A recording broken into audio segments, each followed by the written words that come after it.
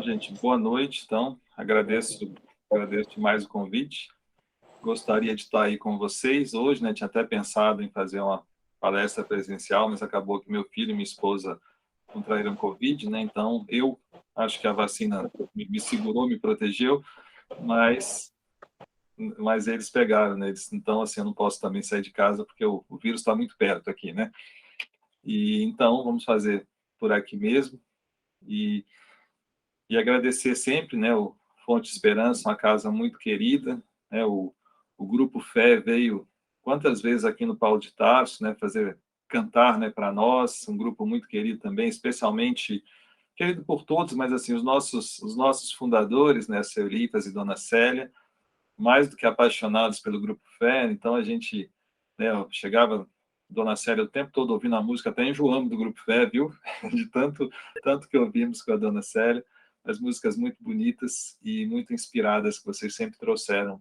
Essa casa sempre trouxe para nós, especialmente a partir desse grupo querido, né? Então, aproveitar, então, fazer também nossa homenagem à Dona Célia, né, fundadora do Paulo de Tarso, que esse ano desencarnou, então, que ela receba também aí essa vibração dessa casa tão querida. Nós vamos falar hoje, então, do nosso tema, que é Jesus e o Cirineu. E Cirineu, então, é aquela pessoa, né, que ajudou Cristo a carregar a cruz naquele momento, então, final, que está registrado aqui em Mateus e Marcos, o seguinte: e quando saíam, encontraram um homem cireneu chamado Simão, a quem constrangeram a levar a sua cruz. Então, Jesus, nesse derradeiro trajeto, né, que levou à crucificação, ele teve esse auxílio desse cirineu que ajudou a carregar a cruz que ele tinha para carregar. Então, a gente para pensar que na vida do Cristo, tudo tem um sentido, tudo tem uma reflexão, tudo tem uma lição. Jesus jamais desperdiçou um momento de lição. E que lição que Jesus quis passar para nós nesses seus últimos instantes de encarnação, quando ele aceitou a ajuda desse Simão, esse sirineu? E aqui o Emmanuel, na obra O Consolador, nos explica muito bem o que acontece, né? O que o Emmanuel perguntou aqui? Desculpa, o que foi perguntado ao Emmanuel? Questão 316. Aceitando Jesus o auxílio de Simão, o sirineu, desejava deixar um novo ensinamento às criaturas? E o Emmanuel responde: essa passagem evangélica encerra o ensinamento do Cristo, concernente à necessidade de cooperação fraternal entre os homens, em todos os trâmites da vida. Então, olha só que lindo, né? Um gesto aparentemente irrelevante, né? Mas vindo do Cristo, tudo tinha um sentido, e um sentido, obviamente, muito profundo. Então, o Emmanuel nos traduz com maestria, né, essa lição, né? Cooperação fraternal entre os homens, em todos os trâmites da vida. E a gente está pensando aqui nessa lição que veio no Calvário, né, ali nos momentos finais da existência material do Cristo, mas depois, lendo essa passagem com mais carinho, com mais calma, parei para pensar e falei, mas essa lição está ali, uma das últimas lições do Cristo, mas será que foi só nessa hora que ele ensinou isso? Essa ideia da cooperação fraternal entre os homens? E vamos pensar aqui, será que o Cristo precisaria da cooperação dos homens? E é claro que ele precisava, né? A gente precisa até hoje. Por isso que a gente está aqui hoje no Fonte Esperança, buscando cooperar com Cristo. Ele precisa do nosso auxílio, não podemos jamais fugir aos nossos compromissos, né? E o Emmanuel ainda completa aqui a resposta da questão da cooperação fraternal entre os homens, e aí ele fecha com a seguinte passagem: em todos os trâmites da vida. Quer dizer, então, não é a cooperação, na hora que eu estou mal eu preciso de ajuda, na hora que eu estou bem eu não preciso, ou na hora que eu tô bem eu me junto de amigos, na hora que eu estou mal eu quero ficar sozinho. A gente precisa de auxílio em todos os trâmites da vida. Mas voltando então ao nosso mestre, a Jesus, que é nosso guia e modelo, aquela questão famosa do Livro dos Espíritos, é uma das poucas que a gente tem decorada, né, 625, qual é o tipo mais perfeito que foi oferecido ao homem como guia e modelo? E a resposta é simples, é uma palavrinha só: Jesus. A gente sabe que Jesus é o nosso guia e modelo, né? Guia e modelo, é bom a gente lembrar que é algo presente, algo próximo a nós. Porque guia pode ser qualquer um, né? Guiar é uma coisa que a gente pode orientar, alguém pode fazer. Eu espero que hoje eu esteja guiando vocês num raciocínio. Agora, modelo já é outra história, né? Modelo é alguém que realmente fala e que faz exatamente aquilo que fala, aquilo que prega. E Jesus era esse modelo, que infelizmente nós ainda não somos, né? Nós até podemos ajudar guiando, ajudando pessoas. E é muito comum, né? A obra do irmão X, Humberto de Campos, é cheio de histórias assim, né? Daquela pessoa que seguiu o pastor, e o pastor está numa situação péssima no plano espiritual, e o fiel está numa situação maravilhosa, bem acolhido, mas o que houve? Eu apenas segui o que você me orientava, né? E essas reflexões que a gente vê muito no irmão X, né, Humberto de Campos, e vemos, né, eu citei um exemplo de um pastor, porque na minha cabeça eu recordo de uma história que envolvia algum sacerdote, mas enfim, não interessa, né, a questão do sacerdócio, mas sim a questão de que todos nós que estamos numa posição de proeminência por algum motivo ou por algum momento, né, por exemplo, nesse caso, eu estou aqui falando para vocês do Fonte Esperança, então, quer dizer, todos nós que temos algum momento, alguma situação que nos coloca à frente como guias, a gente deve buscar, então, para guiar a pessoa no modo correto, mas nem sempre, né, nós, homens falíveis, não somos modelos. Então, a gente precisa de um modelo. E Jesus, sim, era esse modelo, porque ele já era um espírito puro.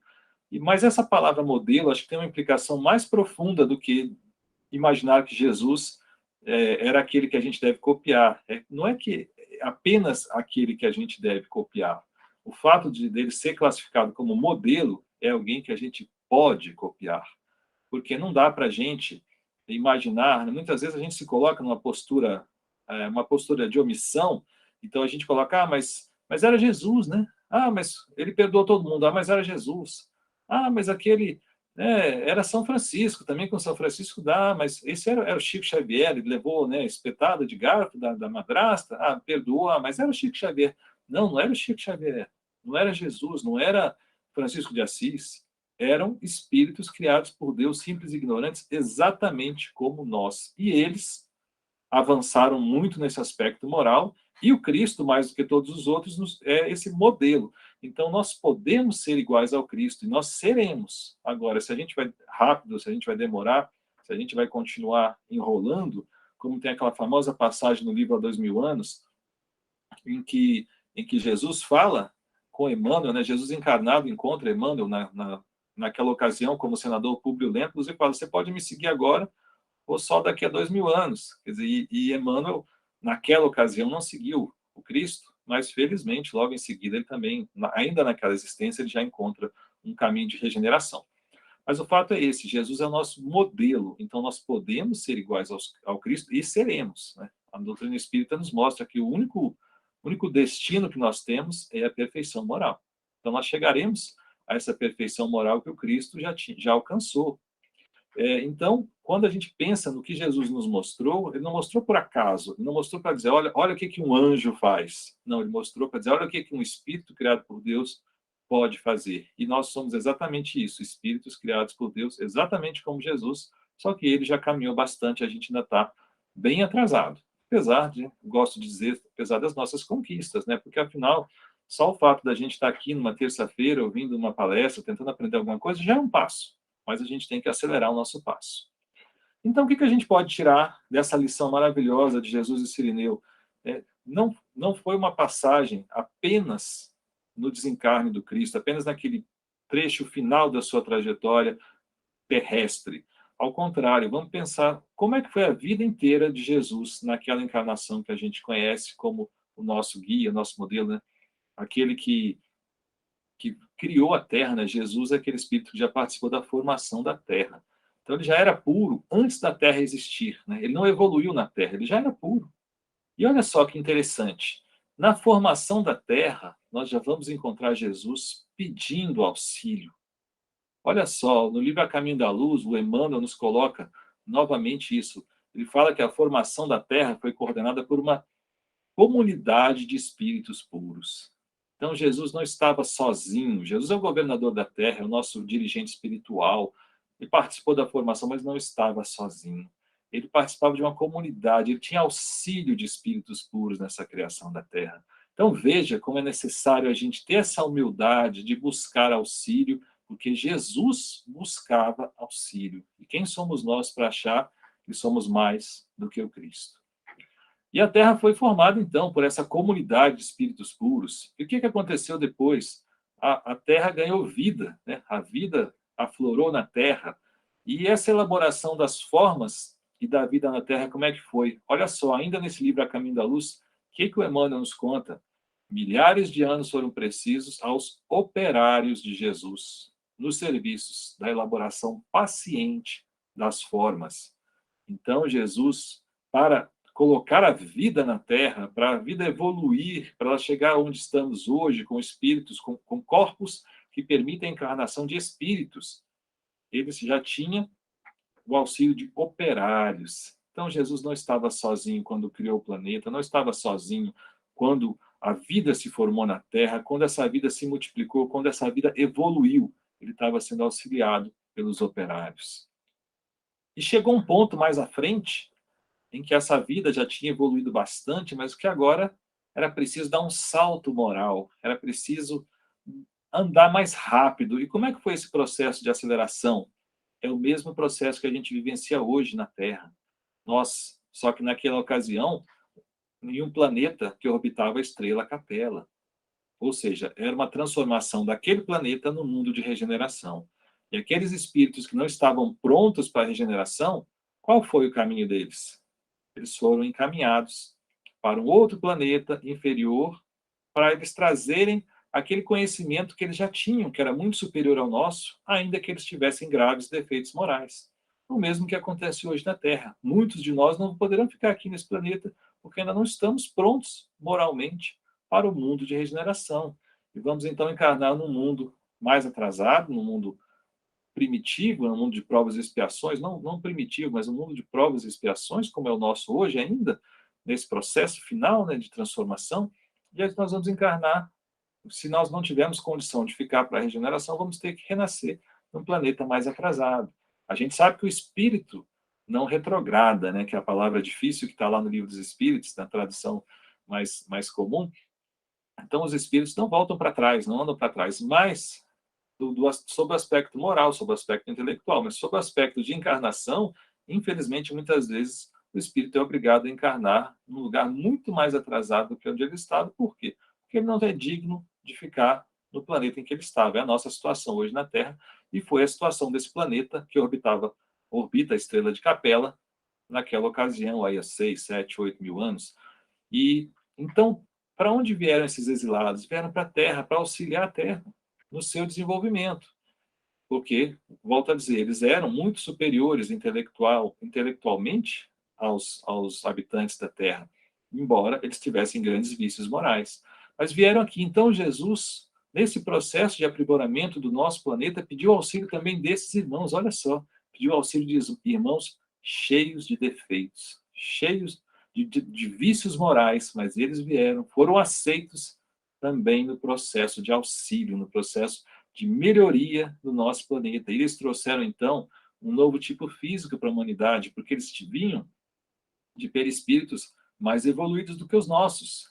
E esse perispírito, como a gente sabe, nós não negamos, obviamente, as leis da genética, aquele parentesco que temos com os nossos pais, não negamos de forma alguma a lei da evolução, que muitas religiões ainda negam, pensando no criacionismo. Nós reconhecemos a ideia de Darwin, a ideia de Wallace, que fala da evolução, mas essa evolução não aconteceu por acaso. Esse é o único defeito da teoria, porque a teoria, infelizmente, ela tira apenas, entre aspas, né, Deus do processo. E quando o processo tem Deus, existe um processo planejado e inteligente. E o representante de Deus nessa criação do nosso planeta é, obviamente, Jesus.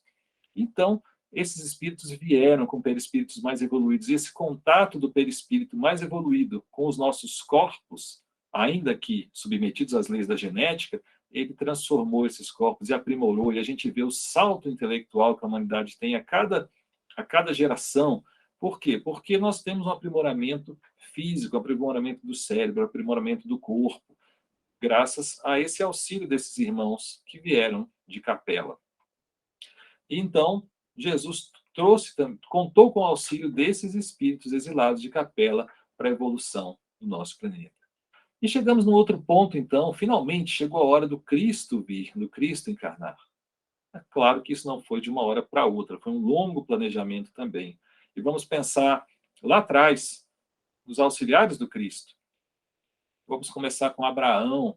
Abraão, que é o fundador aí da religião monoteísta e que trouxe, então, essa ideia do Deus único que foi necessária para que o Cristo pudesse vir. A gente sabe que o Cristo só encarnou no povo de Israel porque era o povo que acreditava no Deus único. Se ele encarnasse num povo idólatra, num povo pagão, cheio de deuses, aquele Jesus seria apenas mais um Deus num panteão falível, num panteão que iria se acabar. Mas não, eles precisavam de um povo que acreditasse, que tivesse a convicção de que Deus era único. E aí sim preparar o terreno para que o Cristo pudesse encarnar e vir contar para nós como era esse Deus, e vir falar diretamente de como era o nosso Pai Criador. Né? Como Kardec nos coloca no livro A Gênese, Jesus é o médium de Deus, porque ele fala, ele vem trazer exatamente a mensagem de Deus para nós, sem nenhuma deturpação. Então, esse médium maravilhoso que Jesus seria, né? A gente fala, não, Kardec não considera Jesus um médium, porque Jesus não trazia uma mensagem do plano espiritual para cá. Ele conhecia a mensagem, ele não era um intermediário. Então, por isso, essa linda figura do Kardec de falar, se Jesus era médium de Deus. E esse médium de Deus começou contando, então, para a preparação para a sua chegada com Abraão. Posteriormente, nós temos essa figura também bastante conhecida de Moisés. Moisés, então, veio libertar o povo hebreu do Egito, veio finalmente carregar o povo hebreu para aquela terra prometida, onde esse povo se estabeleceria para receber, posteriormente, o Messias. Então, Moisés participou também dessa preparação do povo judeu, né, desse reforço da ideia do Deus único, porque a gente conhece bem a história. Quando Moisés vai receber os 10 mandamentos e desce do morro, o que ele encontra do Monte Sinai? Ele encontra um bezerro de ouro e sendo idolatrado. Então, aquele povo, embora tivesse uma linhagem de um Deus único, ainda era vacilante em sua fé. E Moisés é aquele que vem dar um basta naquela idolatria, e a partir dali aquele povo começa realmente a ser convicto do Deus único. E passa então esses 40 anos no deserto até chegar à terra prometida. Mas entre Jesus, o nascimento de Jesus e Moisés são 1.300 anos. Não dá para imaginar, gente? A gente hoje está no ano 2000, então seria se Jesus, como se Moisés tivesse vindo no ano de 700. Né? Imagina, gente, quanto tempo são 1.300 anos. Né? Não dá nem para imaginar, na verdade, as transformações. Então, como é que esse povo manteve essa fé? Jesus não deixou esse povo sozinho. Jesus contou com o auxílio de muitos profetas. Esses profetas vieram também ao longo da história, trazendo a mensagem, renovando a fé do povo judeu, a convicção do Deus único, a convicção de que o Messias estava por chegar, e eles mantiveram por 1.300 anos essa conduta necessária à vinda de Jesus. Infelizmente, quando Jesus veio, muitos falharam e acabaram até crucificando Jesus. Né? Quando a gente fala muitos, quem sabe não éramos nós ali naquele povo, né? Mas o fato é que, pensando historicamente, aquele povo acabou crucificando a Jesus. Mas ele manteve aquela fé no Deus único. Então, toda essa preparação de Jesus, de Abraão, de Moisés, dos profetas, para que o Cristo pudesse vir à Terra trazer a sua mensagem, que é a mensagem que vai florescendo aos pouquinhos, né? Com calma, mas ela está florescendo, porque tem uma frase, salvo engano, do próprio Emmanuel, nessa obra Caminho da Luz. Perdão, não vou citar a obra não, porque eu não lembro a obra, mas Emmanuel fala em algum lugar, fala que só Jesus conhece bem o coração dos homens, e quem conhece bem o coração dos homens sabe que a transformação não vai acontecer do dia para a noite, sabe que a transformação é um processo lento e gradual.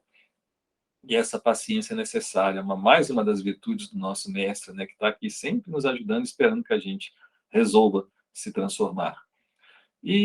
Mas nesse meio tempo, não só o povo judeu foi brindado com a iluminação, a gente sabe que ao longo da história, não estou aqui com as datas redondas para precisar, talvez até que temos casos aqui anteriores a Moisés, mas nós tivemos tantos emissários pelo mundo da mesma mensagem de amor, como Buda, como Krishna, como Sócrates. Então a mensagem de Jesus foi sendo trazida aos pouquinhos, e ele foi contando com esses colaboradores de todos os lados. A gente sabe que as mentalidades dos povos são diferentes pelas suas formações, Então, a mensagem que um Buda traz para um povo oriental talvez não funcionasse aqui no Ocidente. Da mesma forma que a mensagem de um Sócrates, com aquele raciocínio filosófico grego, talvez não funcionasse no Oriente. Então, cada povo vai recebendo a mensagem, vai recebendo um emissário adequado às suas características. Então, Jesus vai pedindo ajuda de todos os lados e de todas as formas para cumprir o seu mandato, para transformar os nossos corações, que esse é o compromisso do Cristo. Né? O compromisso do Cristo não é criar um planeta azul, bonito. O compromisso dele com a divindade é regenerar os nossos corações. Né? Então, a gente tem esse mestre maravilhoso que olha por nós e não enjoa de nós, não desiste da gente. Mas, continuando nessa trajetória da encarnação do Cristo, quem mais que Cristo pediu ajuda, né? Famoso também, anjo Gabriel, né? Quantas vezes o anjo Gabriel aparece na Bíblia? Mas importantíssimo, quando ele aparece para Maria e depois a José. Então, ele anuncia a Maria que ela será mãe do Messias. E vai também anunciar a José, fala, José, você despose Maria, porque ela está recebendo em seu ventre Jesus, aquele Espírito que nós estamos aguardando aí, desde que nos foi prometida a vinda desse Messias. Então, o anjo Gabriel também é um grande auxiliar do Cristo. Nesse caso, deve ser um auxiliar, então, daqueles, né, soberbos, né, imaginando a grandeza espiritual de um Gabriel, né, para estar tão presente na missão do Cristo.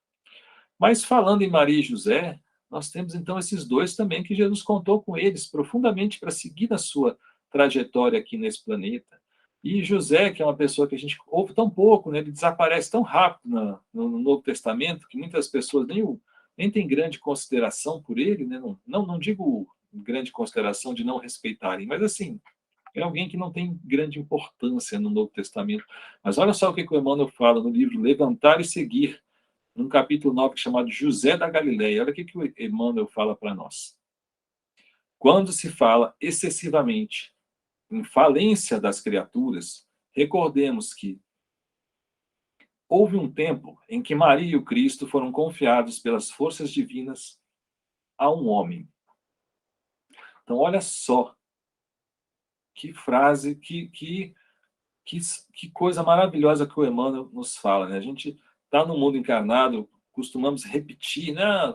A carne fraca, o homem é falível, né? Ninguém é perfeito. E olha só o que o Emmanuel nos traz. Né? Quando a gente fala excessivamente da falência das criaturas, houve um tempo em que Maria e o Cristo foram confiados pelas forças divinas a um homem. Olha só, qual será esse papel, né, de José, que às vezes a gente nem considera muito na Bíblia, a gente olha assim, ele some do Novo Testamento, nem se dá notícia do seu desencarne, a gente apenas sabe que ele desencarnou, porque mais à frente Maria é vista sozinha, então a gente sabe que José desencarnou, mas olha só a grandeza desse espírito. E Emmanuel fala, né, do silêncio, né, da passagem silenciosa de José pelo mundo. E quando a gente vai olhar, quantos espíritos passam silenciosamente pelo mundo? André Luiz, quando nos fala dos espíritos completistas, aqueles espíritos, né, acho que é no Missionários da Luz, espíritos completistas são espíritos que aproveitaram todas as oportunidades que aparecem numa encarnação. Então, são raríssimos espíritos que aproveitam todas as oportunidades que aparecem em uma encarnação. E quando André Luiz nos fala desses espíritos completistas, ele diz que, geralmente, eles são pessoas que passam e não ficam registrados na nossa história. Quer dizer, são missões que não são missões de brilho, não são missões de status, mas são missões de coração, são missões de virtude. E esses homens estão aqui entre nós. Esses espíritos completistas estão andando aqui entre nós em silêncio. Assim como José andou em silêncio naquele tempo em que o Cristo pediu sua ajuda, naquele momento em que ele encarnou aqui no planeta para mostrar toda a grandeza de Deus e para ser o nosso Messias tão esperado. E passando de José para Maria, nós vamos ver aqui também no livro Boa Nova. Olha o que o Humberto de Campos nos fala nesse livro Boa Nova. O mundo lhe seria eternamente grato, né, a Maria, pois fora pela sua grandeza espiritual que o emissário de Deus pudera penetrar a atmosfera escura e pestilenta do mundo, para balsamizar os sofrimentos da criatura. Olha o peso também dessa frase. Pela sua grandeza espiritual, que o emissário de Deus pudera penetrar na atmosfera escura e pestilenta do mundo. Olha só, vamos imaginar como é que seria a atmosfera moral do planeta, como é até hoje, cheia de defeitos, cheia de problemas, cheia de guerras, cheia de divergências. Então, para Jesus nascer, era preciso estabilizar toda essa energia do planeta. Era preciso colocar uma forma em que Jesus chegasse aqui e isso fosse compreendido pelos homens, isso fosse possível, né? Claro que a compreensão não seria plena, mas era preciso que alguém abrisse a porta desse planeta para que Jesus pudesse encarnar aqui, para que ele pudesse descer, ser visto, ser tocado, como naquela sua passagem que a gente tem no registro do Novo Testamento. E foi Maria que permitiu, pela sua grandeza espiritual, que essa atmosfera se estabilizasse, que essa vibração do planeta se estabilizasse para que Jesus pudesse, então, ir cumprir sua missão. Então, olha só, mais alguém que Jesus pediu socorro para que pudesse vir ao nosso auxílio. Mas Jesus não veio só pedir o auxílio de pessoas, não. Uma figura bastante presente na vida do Cristo é o burrinho. Quantas passagens importantes de Jesus está lá o burrinho presente. Não o mesmo, né? Mas sempre essa figura humilde desse animal que é um animal incansável, que é um animal que suporta, né, qualquer tipo de adversidade, que ele é um bicho humilde, né? Ele não tem o brilho de um cavalo, né? De um outro animal mais belo, a grandeza de um tigre, né? Mas ele era aquele que estava com Jesus quando Maria veio com José no nascimento do Cristo na cidade de Belém. Eles fizeram a viagem em cima de um burrinho. Quando eles fogem para o Egito, aquele momento em que Jesus poderia ser morto, quando Herodes determinou a morte de todas as crianças até 2 anos, então o anjo avisa Jesus, avisa José, precisa sair daqui porque vai haver algo aqui que vão matar as crianças. Então José sai, leva nesse burrinho, eles fogem para o Egito. E quando Jesus chega em Jerusalém, momentos, né, na semana, na chamada Semana Santa, hoje, né, aquela semana em que ele é recebido em Jerusalém com todas as honras, no domingo de Ramos, ele entra e, de repente, uma semana depois, né, ele está crucificado. Mas é o burrinho que está ali com Jesus, caminhando, que é aquele animalzinho que ele recomenda aos discípulos, procurem aquele burrinho, porque nós vamos entrar, ele vai me conduzir para a gente ter a nossa Páscoa. Então, esse burrinho também auxiliou bastante Jesus. Então, ele pediu a ajuda de todos, né? Até do burrinho, Jesus pediu grande auxílio. E nós vemos João Batista, o precursor, né? Como está escrito em Isaías e também em Lucas, voz que clama no deserto, preparai o caminho do Senhor, endireitai as suas veredas. Então, para Jesus chegar, aquele último momento, era preciso ainda um profeta para terminar o serviço das profecias e, então, abrir as portas para o Novo Testamento. Era preciso encerrar aquele tempo de lutas e sofrimentos, aqueles tempos árduos em que a humanidade pedia alguma coisa, e Jesus veio a ser essa resposta. É como está lá naquele discurso, naquela defesa do Estevão, no livro Paulo Estevão, muito bem dito ali, onde ele reconhece essa chegada do Cristo, mudando todo o clima religioso do tempo, todo o clima moral da humanidade. Então era preciso que viesse aquele último profeta, que tivesse uma vida rude, né, vivendo no deserto, no sol escaldante, comendo as frutas do deserto, imagina que não seriam grandes coisas, e esse homem, então, era aquele que faltava para fechar aquele tempo do Velho Testamento e ajeitar o caminho para que Jesus chegasse. Então também foi alguém a quem Jesus recorreu, seu primo. No livro Boa Nova, nós vemos Jesus e João Batista, crianças, conversando. E ele era, então foi o último profeta até que o mundo se abrisse para o Evangelho. E quando Jesus, então, vai iniciar a sua missão, ele não vai começar a sua missão sozinho. Seu primeiro passo é buscar os 12 apóstolos. Ele vai, então, atrás desses 12 homens, para que eles pudessem receber a semente do Evangelho e deixar essa semente florescer, e também multiplicar o conhecimento, multiplicar a boa nova pelos corações. Jesus nunca veio sozinho. E a gente vê, então, quantas figuras, por exemplo, Maria de Madalena, aquela mulher que era, né, prostituída, que era um exemplo de pessoa ligada aos bens materiais, aos prazeres do mundo, e de repente ela encontra Jesus, e ela que vivenciava um grande vazio, quando ela encontra Jesus, aquele vazio é preenchido por algo que ela desconhecia, e ela se transforma. E ela então deixa aquela vida mundana e passa a viver para o Cristo. E então, não é por acaso que Maria de Madalena é aquela que teve a honra de ser a primeira a ver o Cristo ressuscitado, a ver o Espírito do Cristo depois de seu corpo ter desencarnado. Então, Maria de Madalena procurou os discípulos e disse-lhes: Vi o Senhor. Está em João, capítulo 20, versículo 18. Então, Maria de Madalena também foi requisitada pelo Cristo para dar a notícia de que a vida é eterna. E nós vemos ainda o registro dos 500 da Galileia, né, como Paulo nos conta na primeira epístola aos Coríntios, depois foi visto por mais de 500. E aqui temos no livro Boa Nova também, ele nos fala dessa passagem dos 500 da Galileia, salvo engano, é o último capítulo do livro. Então eles, os discípulos, serão os semeadores. Vós, né, os 500, sereis o fermento divino. Então olha só, Jesus pedindo auxílio de 500, além daqueles seus discípulos, daqueles 12, para justamente uns estavam com a semente e outros sendo o fermento divino. E naquelas obras maravilhosas do Emmanuel, naqueles inúmeros romances, aqueles 4 romances, na verdade, que Emmanuel nos conta da vida ao tempo do Cristo, nós vemos justamente isso, esses semeadores. Nós vemos um tempo em que o cristianismo era marcado pelo coração, pelo amor, e não por títulos, não por cursos superiores, não por status, mas aquele que tinha o evangelho no coração era um pregador do evangelho.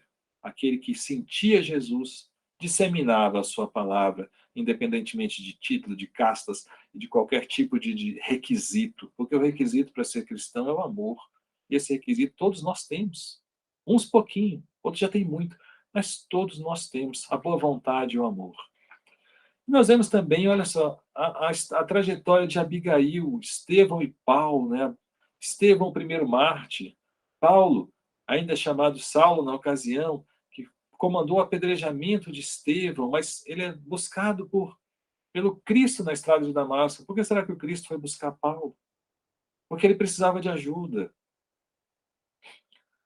E Paulo tinha aquela energia, aquele conhecimento, aquela sabedoria que era necessária para uma determinada tarefa, especialmente a tarefa de levar o cristianismo para além das fronteiras de Israel. Então, Paulo foi chamado pelo próprio Cristo e recebeu em toda a sua trajetória o auxílio de Estevão e Abigail, né? Porque ninguém trabalha sozinho. O Cristo pediu o auxílio desses grandes amigos de Paulo para que estivessem ao lado dele na sua trajetória. E no livro Paulo e Estevão, salvo engano, também aqui no último parágrafo, ele termina, Jesus recebe Paulo, e Jesus está ali acompanhado de Estevão e Abigail, recebe Paulo, então, no plano espiritual, após, obviamente, seu desencarne, e diz assim: sim, Paulo, ser feliz, vem agora a meus braços, pois é da vontade de meu Pai que os verdugos e os mártires se reúnam para sempre no meu reino. Então, nós vemos mais uma lição do Cristo, pedindo auxílio de Abigail, de Estevão e do Paulo para continuar o processo de disseminação da Boa Nova pelos corações. E ao longo dos tempos, quantos outros discípulos nós vamos encontrar?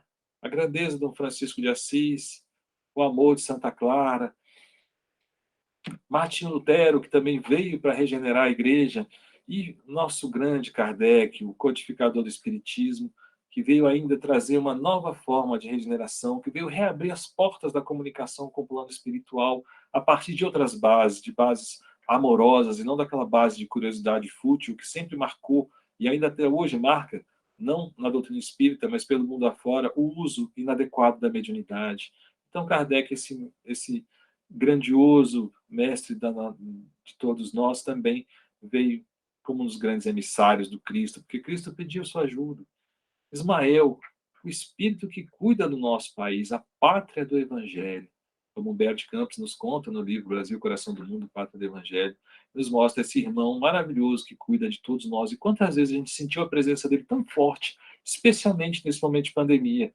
Não sei se na casa de vocês também tiveram esse sentimento, mas na nossa casa, em diversas oportunidades, nós sentimos muito forte a presença de Ismael, e é um espírito com o qual a gente não tinha tanta ligação, que a gente não sentia tanto assim em outras situações. E agora, nesse momento de pandemia, nesse momento de tanta distensão no nosso país, a gente vê o Ismael, a gente sentindo a presença dele cada vez mais forte. E a gente precisa sentir mesmo, porque ele é o colaborador de Jesus para o nosso país. E nós estamos aqui também, então, como colaboradores de Ismael, como colaboradores, acima de tudo, obviamente, do Cristo.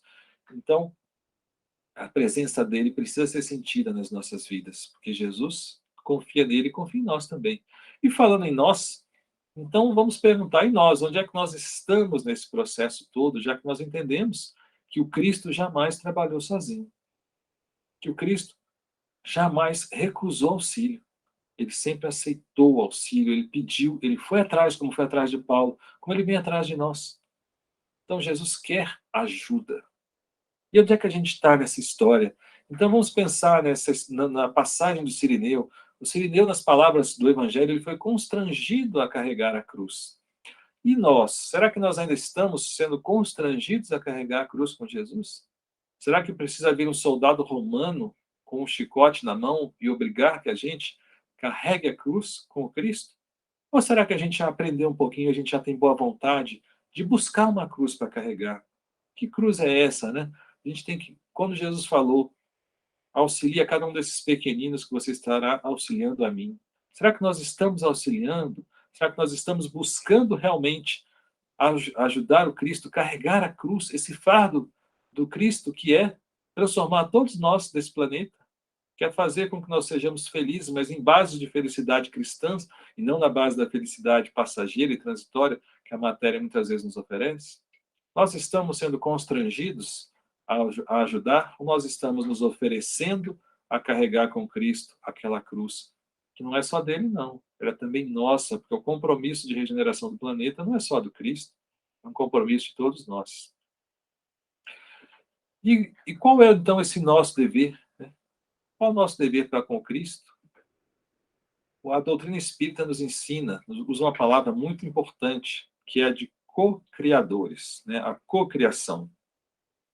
Então, a gente sabe que o universo é uma obra de Deus, mas que Deus delegou muitas funções a nós, a todos nós.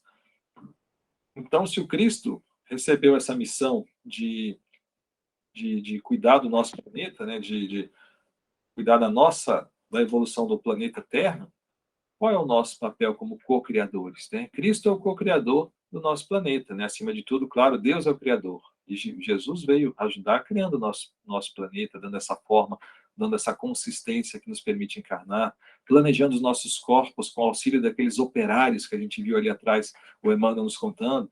Então, nós somos co-criadores. Esse é o nosso dever, é ajudar na criação, ajudar a fazer esse mundo ser o que ele deve ser. Né? Deus não vem aqui nos puxar pela mão, Deus nos dá a liberdade da gente escolher o que a gente deve fazer.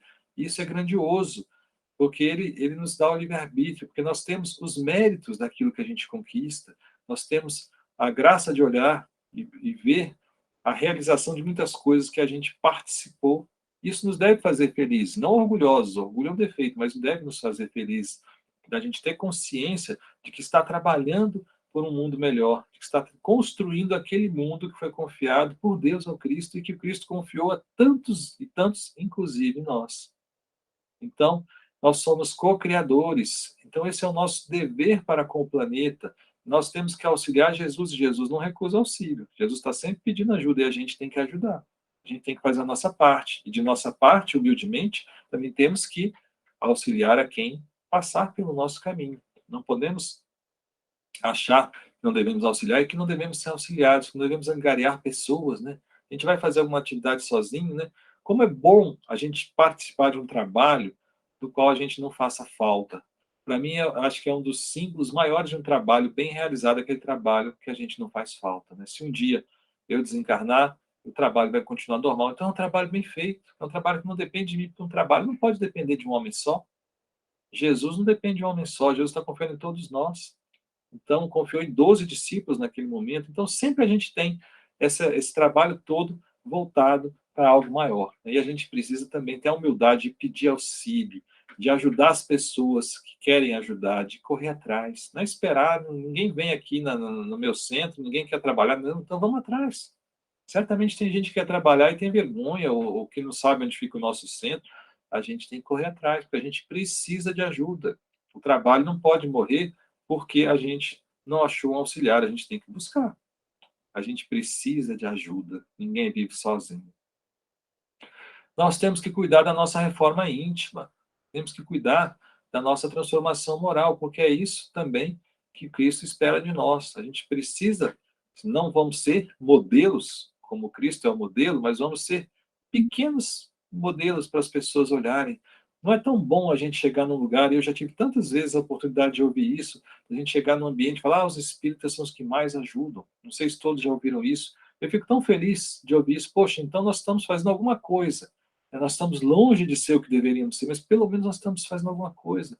Tem outras religiões que não se preocupavam com o auxílio ao próximo, que se preocupavam apenas com a ritualística, ou se preocupavam apenas com a transformação daquele fiel, afinal os outros demais estariam todos destinados ao inferno, porque não seguem a mesma doutrina, é só aquela doutrina que Deus aceita. E essas pessoas, ao longo do tempo, repararem, né, que eles precisavam também praticar a caridade e hoje desenvolvem obras sociais. Então a gente vai percebendo que tudo isso acontece pelo processo de transformação íntima de todos nós, que é o nosso compromisso. E a gente tem essa compromisso mais do que nunca, porque o mundo está nesse processo de transformação. E quem é que vai fazer o mundo de regeneração? A gente vai esperar que esse mundo de regeneração caia do céu, que encarne aqui milhões e milhões de espíritos bons e a gente vai começar a ombreá-los pelas ruas e isso vai fazer o planeta ser um planeta bom? Não. Isso seria uma ilusão, porque aqueles milhões de maravilhosos espíritos angelicais que encarnaram na Terra seriam espíritos angelicais e a gente não teria transformado, porque a gente apenas estaria numa bolha onde ninguém nos testa. E a gente, sem ser testado, também não vai ter, quando não pisam no nosso calo, né, outra expressão bastante popular, né, eu sou uma pessoa boa, mas não piso no meu calo. Quer dizer, se ninguém pisar no nosso calo, como é que a gente vai saber se a gente é bom? Como é que a gente vai saber se a gente realmente desenvolveu valores morais? Então, essa é um trabalho nosso. Nós somos, ou devemos ser, essas pessoas que criam um mundo regenerado. Até porque, se a gente não for, a gente vai ter que ser exilado no planeta mais atrasado. E a nossa proposta não é essa, né? A nossa proposta é a gente tentar se transformar, e com a nossa transformação nós vamos criar um mundo melhor. Então a gente não pode se envolver nessas coisas passageiras do mundo, como a gente tem visto tanto hoje, não que não tenha acontecido ao longo da história, mas cada momento da história tem uma característica peculiar, e hoje a gente vê nessas brigas em redes sociais, essas questões de transformação, né? Outro dia, estava até, a Verônica, minha esposa, está aqui, ela fez uma live e fez um comentário que não tinha nada de político, e alguém coloca ali um comentário na palestra, mas isso não está acontecendo por causa disso, não. Sabe, tinha totalmente uma frase perdida no meio de uma palestra, que não tinha nada a ver com política, mas alguém se sente ofendido e vem se dá o trabalho de escrever uma coisa dizendo que não é bem assim. A gente pensa, poxa, que mundo que a gente está vivendo? É o mundo que a gente construiu, gente. Não vamos nos iludir. É o mundo que a gente merece. É o mundo que a gente está aqui, não é por acaso. Mas a gente não precisa ser igual ao mundo. Aliás, o nosso trabalho é esse: estar do mundo sem ser do mundo. Né? Essa velha frase aí que a doutrina espírita repete muito. Então, esse é o nosso propósito. A gente vai estar aqui, vai ter briga, vai ter confusão. Então, não vamos entrar nessa briga, nessa confusão. Vamos acalmar os ânimos. Vamos fazer a nossa parte. Quem quiser brigar, é o livre-arbítrio de cada um, mas vamos fazer a nossa parte, Porque o nosso dever como Cristo é entregar um mundo regenerado. E essa entrega é para ontem, porque a gente não sabe qual vai ser o dia em que esse mundo, em que não vai ser mais possível encarnar nesse planeta se a gente não tiver com a túnica nupcial, conforme a parábola do Cristo nos conta. Então, talvez essa seja a nossa última encarnação.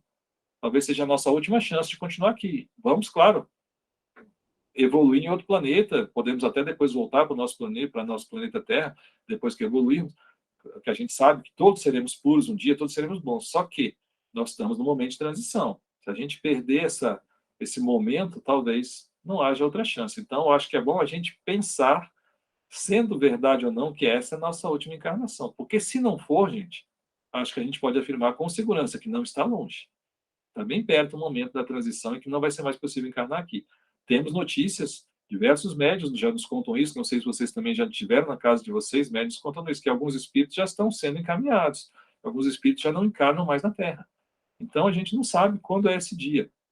A gente sabe aquela história, né? Quando é que o sol nasce? Ninguém sabe quando o sol nasce. Porque está de noite, você está olhando ali no horizonte, de repente está claro. Mas qual foi o momento em que ficou claro? É impossível a gente precisar. Então, o mundo regenerado, nós temos por dever que entregar ao Cristo. E é para já, é para ontem. É nessa encarnação, porque talvez seja a nossa última chance aqui. Vamos aproveitar. E não vamos nos comparar com aqueles que estão piores do que nós. Ah, mas olha só, tem gente matando, roubando, eu não faço nada disso, então vou ficar no mundo regenerado. A gente sabe que nós temos muito o que oferecer. Se a gente já andou mais do que alguém, a gente tem o compromisso de andar ainda mais. E não o compromisso de, não, olhar para trás e falar, não, mas aquele ali está tão mal que eu estou bem. Cada um tem a sua responsabilidade, a sua consciência. O que eu posso oferecer ao mundo? Eu não tenho que olhar o que aquela pessoa que está matando e roubando tem a oferecer ao mundo. Eu quero saber o que eu tenho a oferecer. E eu preciso oferecer muita coisa, porque está chegando a hora da transição. E Deus, gente? Como é que Deus entra nesse processo todo, né? Nosso Pai, nosso Criador. Né? Aqui tem uma passagem de Mateus 26 que fala o seguinte: indo um pouco para mais diante, prostrou-se sobre o seu rosto, né? Jesus prostrou-se sobre o seu rosto, orando e dizendo: Meu Pai, se é possível, passa de mim este cálice. Todavia, não seja como eu quero, mas como tu queres. Então, gente, Deus é o nosso principal apoio. Deus é aquele, né, aquele ente que a gente não consegue nem compreender, que está acima de todos nós. E ele também conta com o nosso apoio. E a gente precisa pedir o apoio dele. A gente precisa ter humildade. Quantas vezes a gente tem um problema e a gente não faz uma oração? A gente não para, a gente não lê uma página, a gente se estressa, a gente se perde num desequilíbrio. E a gente, ao invés de abrir uma página, ler, meditar 5 minutos, será que aqueles 5 minutos a gente não poderia parar aqueles 10 minutos? Ia mudar o nosso dia se a gente desse aquela paradinha? Com certeza ia mudar o dia, mas não do jeito que a gente pensa de perder o tempo. Ao contrário, a gente estaria ganhando muito tempo. Então, Deus espera de nós que sejamos bons servidores. A gente precisa aceitar a ajuda de Deus, que esse sim é o nosso grande auxiliar para tudo. E o Cristo não negou o pedido de auxílio a Deus, ele reza para o Pai pedindo até para passar o cálice, mas não seja como eu quero, como tu queres. Então Jesus pede o auxílio do Pai para passar por aquele momento tão difícil. Poxa, mas ele não era um espírito puro? Mais ainda a gente vê o exemplo de que um espírito puro faz quando vai passar por uma provação. Pede a ajuda de Deus. Então nós, tão impuros que somos, precisamos muito mais do auxílio de Deus na nossa vida. Então, não deixemos de pedir ajuda, não deixemos de buscar auxílio em qualquer aspecto da nossa vida, religioso, psicológico, médico, o que seja. Mas no nosso tema hoje, claro, a gente está falando de moral, de religião, então não vamos deixar de pedir auxílio, porque Jesus jamais deixou de pedir ajuda. E Ele é nosso guia e nosso modelo. Então, agradeço a paciência, que Jesus nos abençoe.